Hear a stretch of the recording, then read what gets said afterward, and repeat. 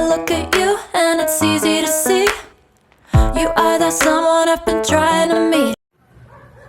Yun. Desto Vlogs po. Ito uli pala si Kaloy. Magandang umaga po sa inyo.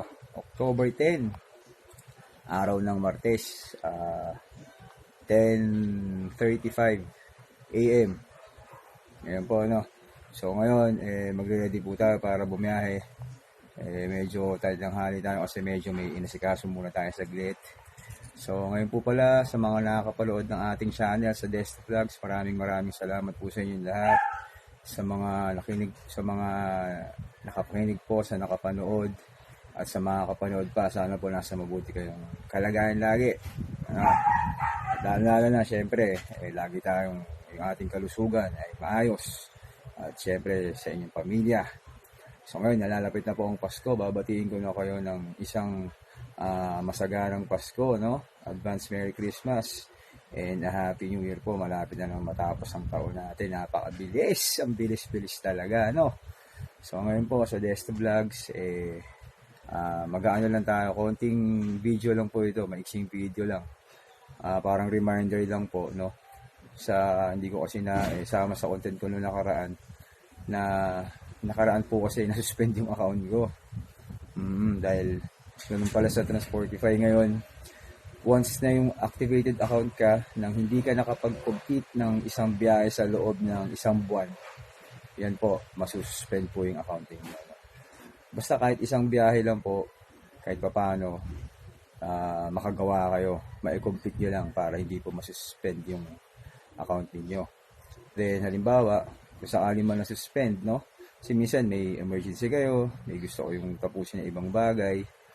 Pag halimbawa gusto nyo uling bumalik, ninanaisin nyo nang bumalik po, doon naman sa app natin, no, mag-a-appear syempre yun.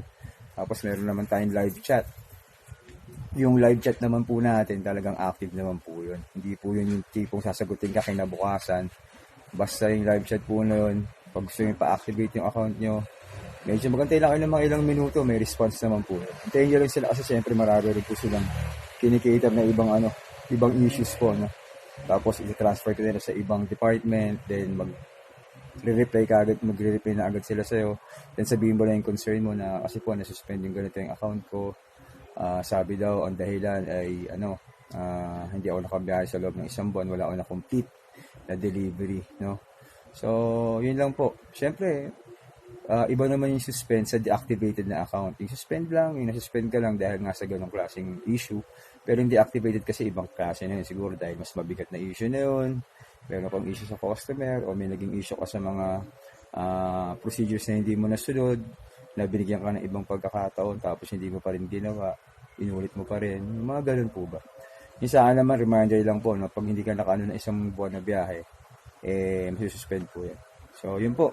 Reminder lang po, hindi naman siguro ganun kahalaga, pero sa mga kapanood lang na nakaregister sa Transportify, baka mamaya wala silang idea sa ganun. Kaya, ayun lang po, reminder lang po.